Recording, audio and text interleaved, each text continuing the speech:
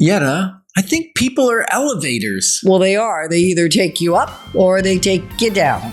Moving forward with the Dekker Team. Moving forward together with the Dekker Team. We are thrilled that we've been able to create for you free access to over 653 Life's Inside Track episodes, where we share insider tips, making house home, building wealth wisely. And the great news is you can get access to them from home, from the office, or on the go, including our YouTube channel. And if you haven't, you might want to subscribe there, the Dekker Team YouTube channel. We're going to explore a little tool or a little framework that you can utilize to sort your relationships, because we can't live without them. And sometimes we feel like we can't live with them. That's true. Yeah, and the relationships, like we said, they either bring you up or bring you down. So this tool kind of sorts people into categories of how much they bring you up or how much they bring you down. And then you can make some decisions on how much time you're going to spend with those different people. In a really important caveat, when we say sort people, it starts to sound cold and calculating and not nice at all.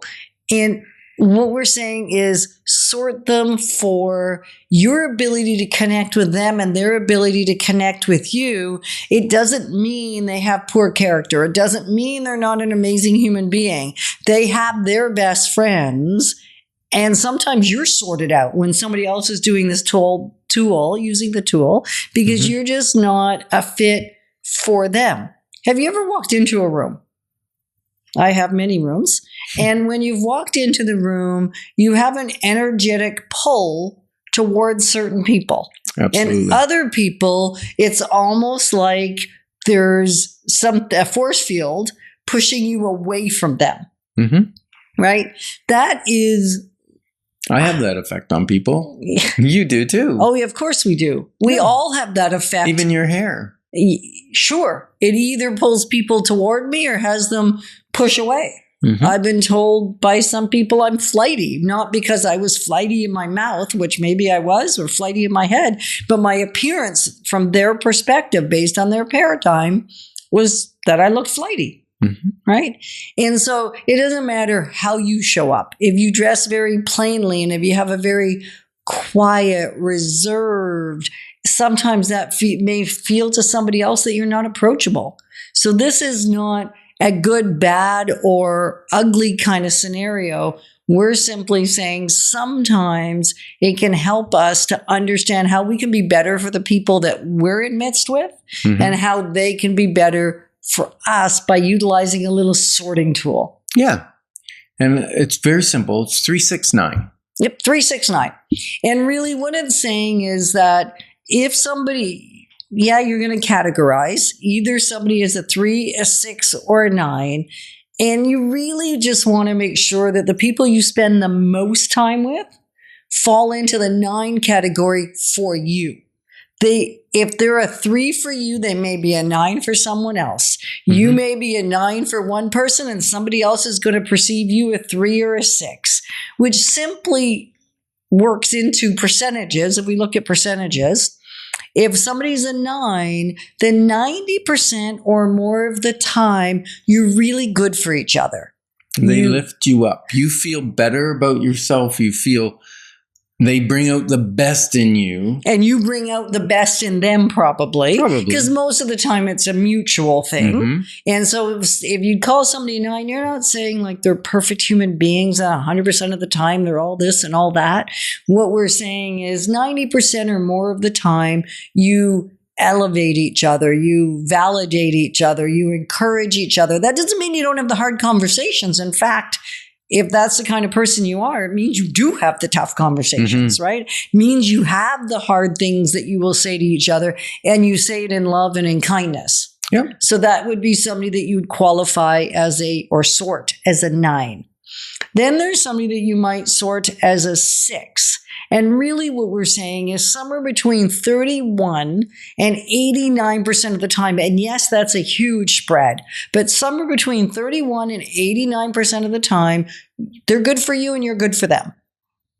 And the rest of the time, not so much. So whether it's somebody that's only really good for you 40% of the time, or if it's 88% of the time, we're still going to categorize or sort as a 6. And then 3.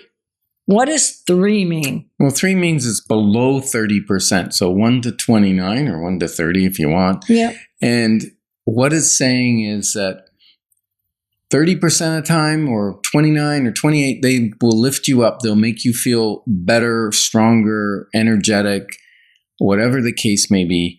And 70% of the time or more, they actually bring you down. They discourage you. They take energy from you.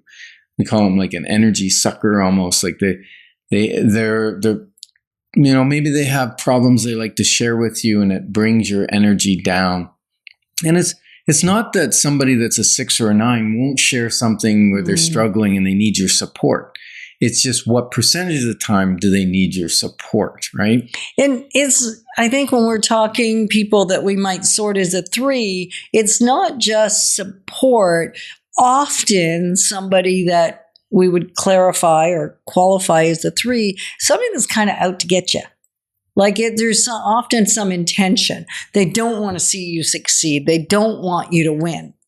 Yeah. Right? And in fact, they want you to lose. That's very different than somebody that just is down or sad or depressed. And in business, that could be a competitor that's very fierce in their competition with you.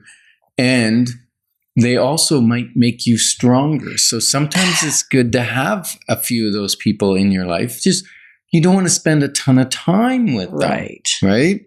And if you're thinking, well, how on earth do I navigate this in relation to business? Well, join us at the Ultimate Sales Machine Boot Camp, because we're going to, on June 5th, 2025, we're past 2005, we're going to go to 2025, June 5th. We're going to have a framework there to help us identify our divine ideal clients and how to talk to them, how to communicate to them so that they can recognize us and we can recognize them. Yeah, that's great. And then once you've sorted your different categories, then it's a matter of looking at, what am I missing? In other words, I have a certain number of 9, I'll call them 9 relationships, a certain number of 6s, and a certain number of 3s. Hopefully you have more 9s. The truth is, many times when I've looked at it, I've got more 6s than I do 9s. And then there may be a gap. There's a gap of, I'd like a few more 9 relationships, and they might be in business. They might be, family you're kind of stuck with, but it might be romantic. It may be a guy friend, like a guy that will hold you accountable, a guy that would hold me accountable, that iron sharpens iron. Maybe I'm missing that. I can go out and look for that. And then we're going to talk about later where you go and look and how you look for that person. But, sometimes it's a confidant, right? It's somebody just missing. Someone's missing. So really all we're saying is you want all types of people in your life, and you just want to kind of look at, from a time perspective, you want to spend the majority of the time with people that you perceive as 9s and they perceive you as 9, right? Your top 5, hopefully you're 9s for you. And the reason you talk about the top 5s is Jim Rohn says, you are the average of the 5 people you spend the most time with.